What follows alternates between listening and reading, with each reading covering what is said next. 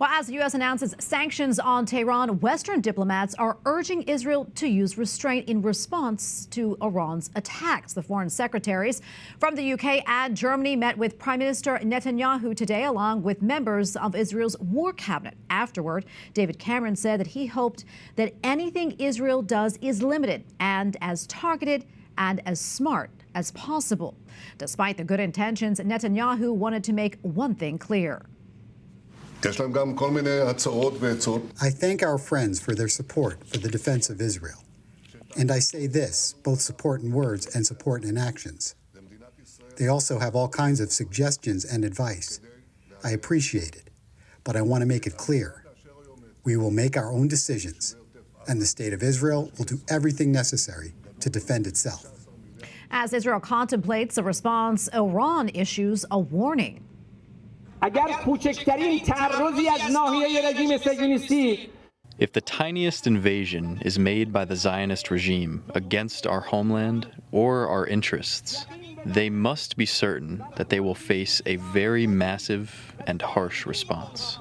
Iran's president spoke at an annual army parade in Tehran. The strike over the weekend was apparently in retaliation for the Israeli attack on Iran's embassy compound in Syria that killed senior military officials. And for more on the escalating tensions between Israel and Iran, let's bring in Mideast expert Clare Lopez, founder and president of Lopez Liberty LLC. Claire, always good to see you. According to the Congressional Research Service, Washington sanctions on Iran already ban nearly all U.S. trade with the country, block the government's assets in the U.S., and prohibit U.S. foreign assistance and arms sales. That said, what more would sanctions accomplish here?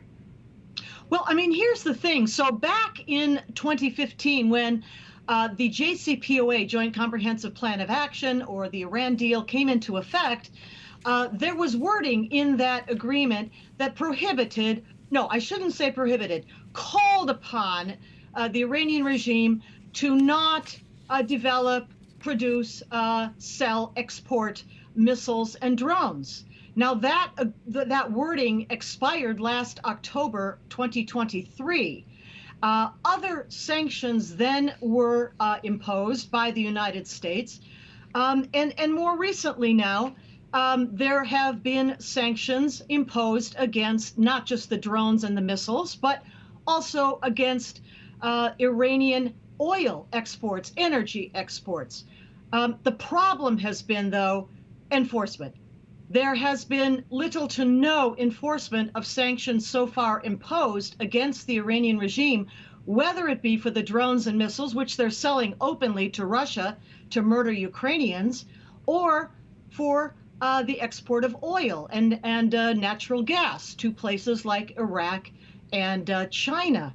So while new sanctions might be welcome, yes, and by the way, the European Union is meeting today and tomorrow in Brussels to discuss also imposition of sanctions. The point about that is enforcement. Are they going to be enforced? Yeah, and Claire, in lieu of sanctions, what do you think the United States and other countries should do in this instance? Well, I mean, I think that the imposition of sanctions and the announcement about them is all to the good, whether it's the United States and or the European Union. But again, what has to happen is a demonstration of the will of the participants, the signatories to such sanction regimes, the willingness to actually enforce those sanctions. And unless that happens, it's really, all for naught. Yeah, not a whole lot of time left, but I want to talk about this. Iran strikes on Israel apparently in retaliation for Israel's attack on Iran's embassy in Syria. And as we know, Israel is considering a response. How do you see this all playing out? Well, the first thing to note very quickly is that the strike in Damascus was against a building, not part of any diplomatic facility of Iran. It was a separate building nearby, sort of, kind of, but it was a military command post for the Iranian Islamic Revolutionary Guard Corps and Quds Force, and their top commander for Syria and Lebanon, and for the attacks of October 7, 2023 against Israel. Mohammad Reza Zahedi, he and other officials were taken out there. What will happen now in the wake of this past weekend, 13-14 April attack, by Iran directly from Iranian soil using missiles and drones, cruise missiles, ballistic missiles, drones against Israel. There has to be a retaliation. There has to be a response. I heard the clip you played of Israeli Prime Minister Benjamin Netanyahu speaking there. I think that there will be a hard and very serious retaliatory strike. We don't know what that will be yet.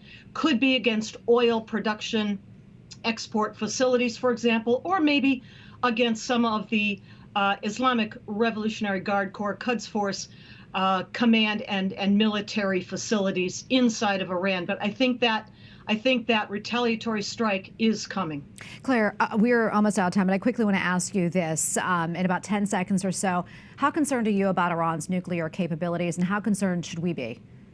We should be very concerned. Iran, according to the IAEA itself, has been developing nuclear weapons for decades.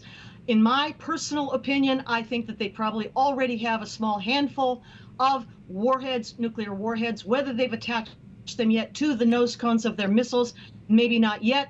But the problem is that they are enriching uranium, according to the IAEA, at an accelerated pace right now, enough to make more warheads in a week, 2 weeks, a month.